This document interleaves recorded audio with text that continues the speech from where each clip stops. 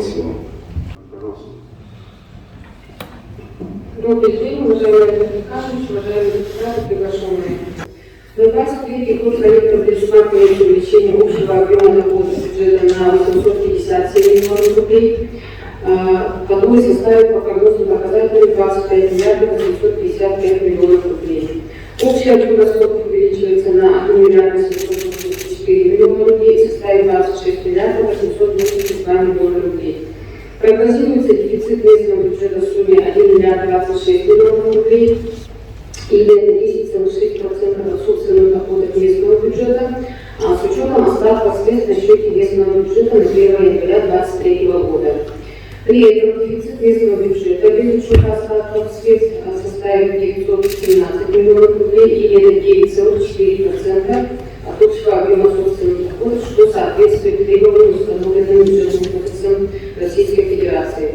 На 2024 год предусматривается уменьшение доходов и расходов на 1 миллиард 137 миллионов рублей, который составит 23 миллиарда 855 миллионов рублей. На 2025 год доходы и расходы уменьшаются на 28 миллионов рублей и составят 24 миллиарда 898 миллионов рублей. Изменения, которые вносятся в доходную часть бюджета, связаны с принятием закона Республики Саха-Якутия от 30 ноября 2022 года о внесении изменений в закон о налоговой политике республики, также уточнением прогнозного показателя главного администратора доходов бюджета и в связи с предоставлением из бюджета межбюджетных трансфертов в местный бюджет. Изменение объема доходов 2023 года произошло по следующим позициям.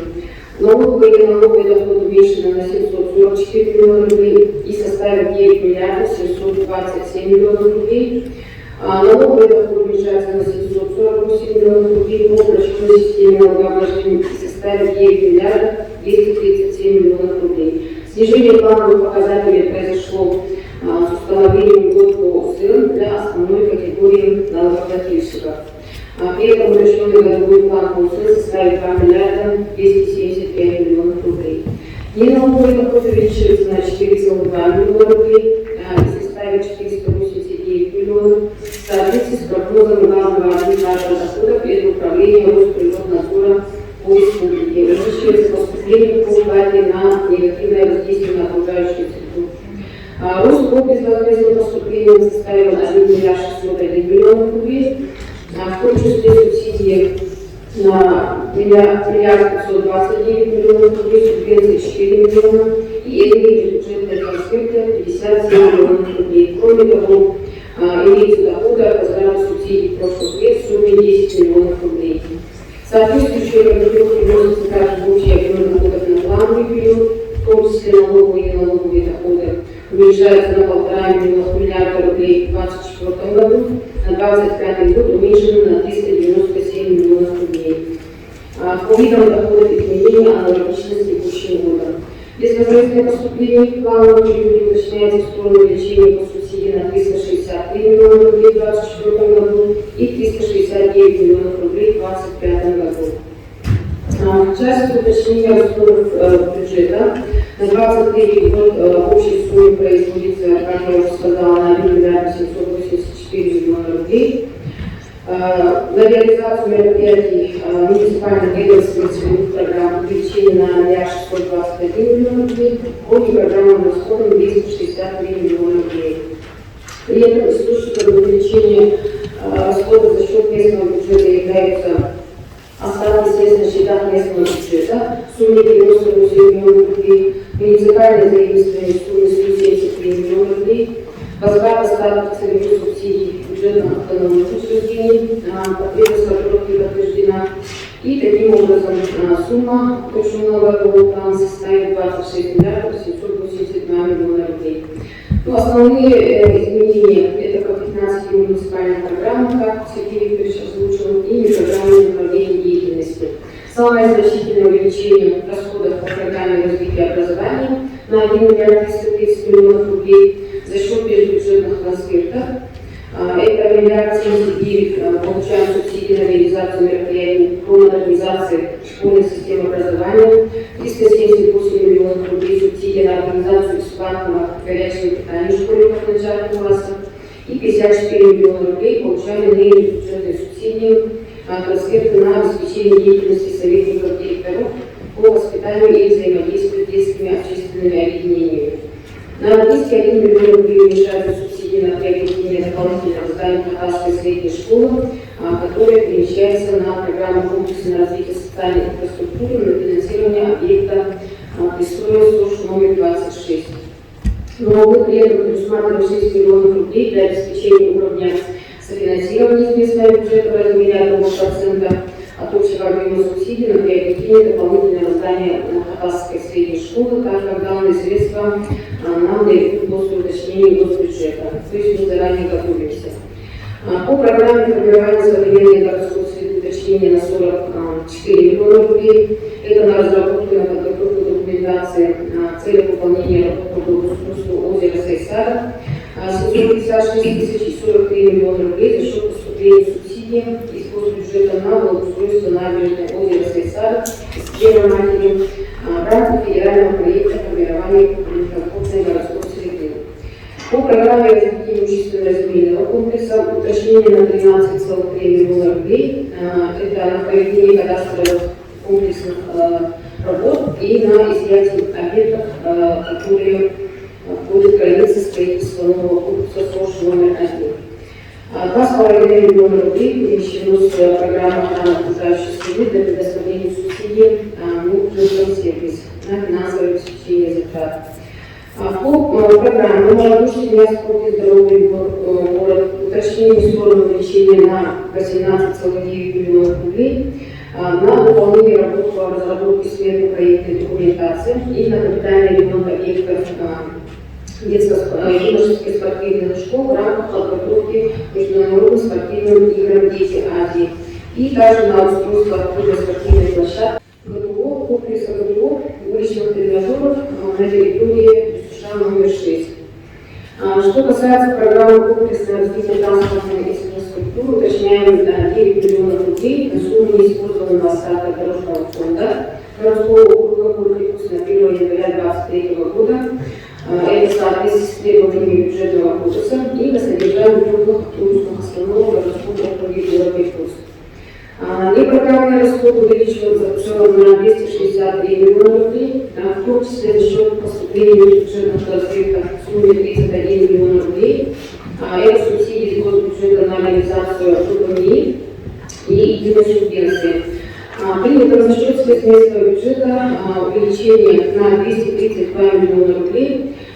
Если озвучить в том числе, то это 10 миллионов рублей мы дополняем землю фонда окружной администрации города Иркутска. На софинансирование субсидий по реализации ЖКМИ 1,5 миллиона рублей предусмотреть следует. 2 миллиона 200 тысяч рублей для оплаты заключенного муниципального контракта прошлого года на СОЖ номер 1. 18 миллионов рублей на проведение выборов депутатов Иркутской городской думы увеличенным средством. 33 миллиона рублей резервируются средства на проведение мероприятий по цеху приматы. 10 миллионов рублей на исполнение судебных решений. 41 миллион на обеспечение отдельных мероприятий, связанных с предотвращением влияния улучшения геополитической и экономической ситуации на развитие отраслей экономики и также на иные цели, определенные решением администрации города Иркутска. Кроме того, 88 миллионов рублей на резервирование средств повышения фонда оплаты труда работников муниципальных учреждений и 30 миллионов рублей на обслуживание муниципального долга. Данное увеличение связано с предлагаемым принятием дефицита бюджета на 2023 год и отражается на увеличение объема привлечения кредитов от кредитных организаций в текущем году. В 2024-2025 году уточняется в сторону снижения, я уже озвучила, 1 137 миллионов рублей в 2024 году и в 2025 году 28 миллионов рублей. Основное изменение будет производиться за счет уменьшения условно утвержденных расходов в связи с снижением налоговых доходов по УСР. Данные расходы объемы запланировали в бюджете формирования бюджета на текущий год. Из программы расходов уточнения затрагивает развитие образования. Расходы увеличиваются на сумму движения субсидий на организацию бесплатного горячего питания школьников начальных классов. Далее, что касается источников финансирования дефицита бюджета, как уже я озвучила, в связи со снижением собственных доходов предлагается принять дефицит бюджета. Если остановиться по разрезе источников финансирования бюджета, то это значит за счет увеличения остатка сверхбюджета 109,6 миллионов рублей, увеличение объемов кредитов от кредитных организаций с учетом привлечения и погашения действующих кредитов на 827 миллионов рублей и увеличение бюджетного кредита в целом на 89 миллионов рублей с учетом привлечения из бюджета республики на 200 миллионов рублей на основании весьма единой республики Февральского. И, соответственно, погашение бюджетных кредитов тоже учитывается.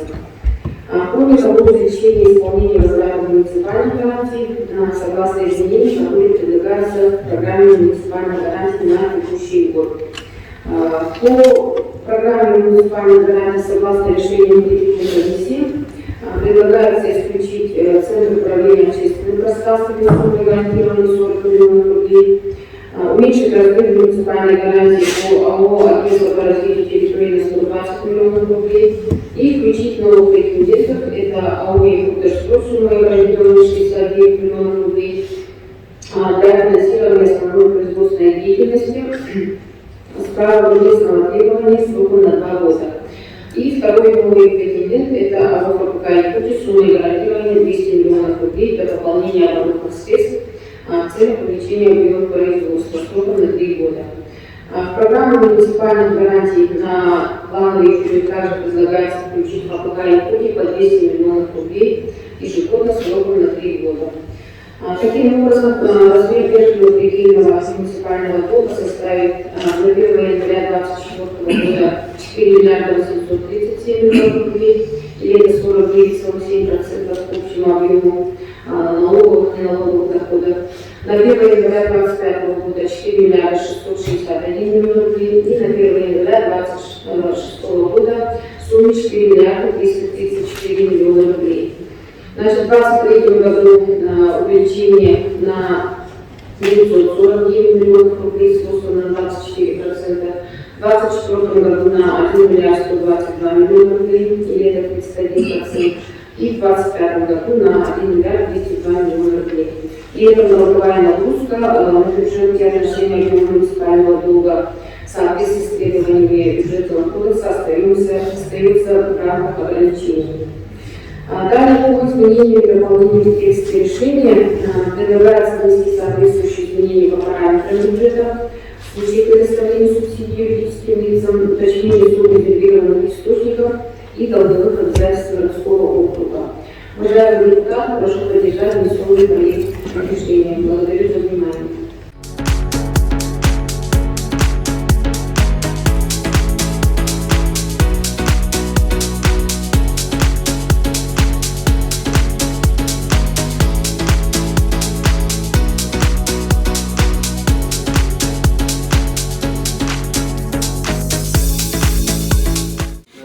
Первое, что надо отметить, у нас сейчас апрель месяц, январь, февраль, март, мы не вносили изменения в бюджет городского округа города Якутска. На это есть объективные причины, то есть мы прекрасно понимаем, что у нас изменилась налоговая политика в стране, и, скажем так, в связи с этим были определенные проблемы в части определения налоговых, неналоговых доходов вообще муниципалитетов, не только город Якутск, всех муниципалитетов страны.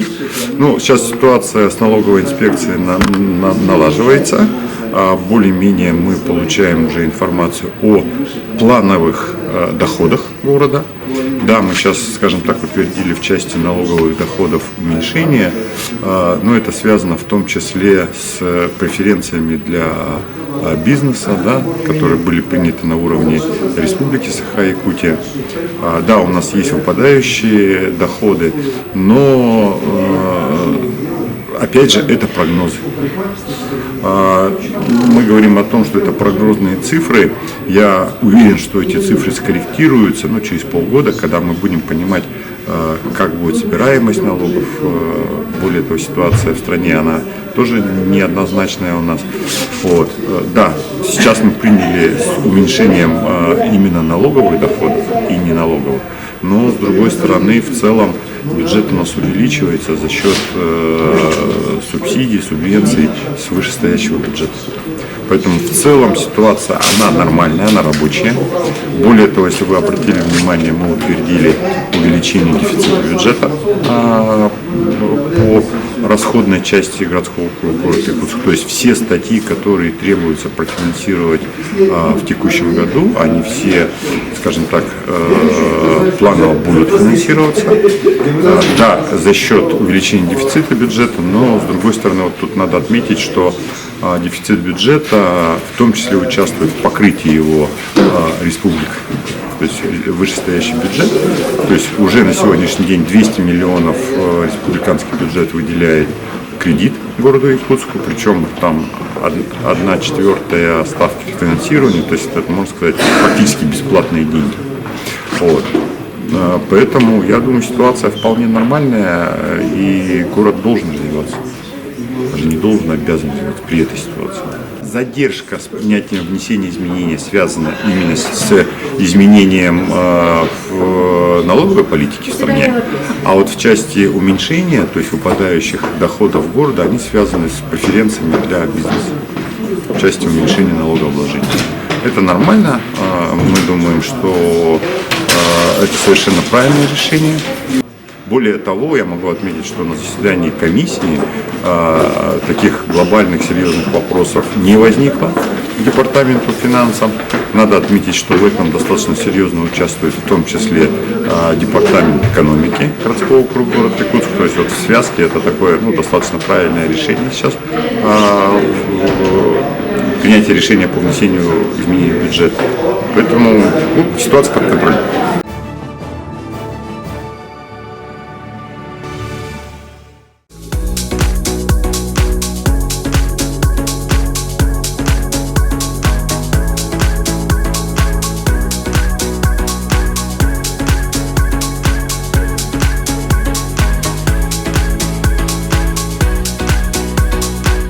ДОС – это территориальное общественное саморегулирование. В 2021 году зарегистрировались в Минюсте, объединили 121 дворов, 4 улицы, это улица Стрекаловская, Миронова и Кычкина. У них появилась во дворе вода, летний водопровод, у них улица освещена, люди ходят, не боязня, да, зимнее время, темное время. И еще мы делаем, стараемся каждый раз грейдировать наши дороги осенью, весной. Мы провели спортивное мероприятие, в котором участвовали все жители Новопротовского микрорайона. Они друг друга не знали, но они выходили из дома, они вышли. Мы их по всем домам ходили и стали прийти в спортзал. Они меня все благодарны. Сейчас еще Атай Каталов год взяли грант главы республики в прошлом году. Откачиваем которые затапливаемые территории. А это мы своими силами откачиваем. Это для этого есть у нас помпы, которые мы приобрели благодаря гранту. Для благоустройства этого участка мы выиграли грант на 2 миллиона 800 и сделали проект и сметную документацию полностью. И мы сдали сейчас мэрию, они дальше продвигали. Будет здесь по проекту Аллея Победы, благоустройство озера, там озеро есть у нас, и будут спортивные площадки, и самое основное это Күн-Көрсерсер, это такой архитектурные памятники будут, и Для всех жителей нашей республики будет.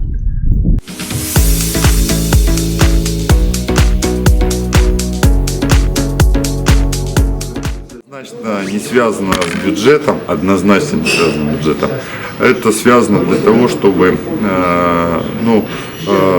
управление территориями было более народным, что ли, да? То есть чтобы участвовали в этом непосредственно жители этих территорий, проживающих на этих территориях. Более того, как сказано было в докладе, что это в том числе, не в том числе, а самое главное, это обращение жителей вот этих территорий.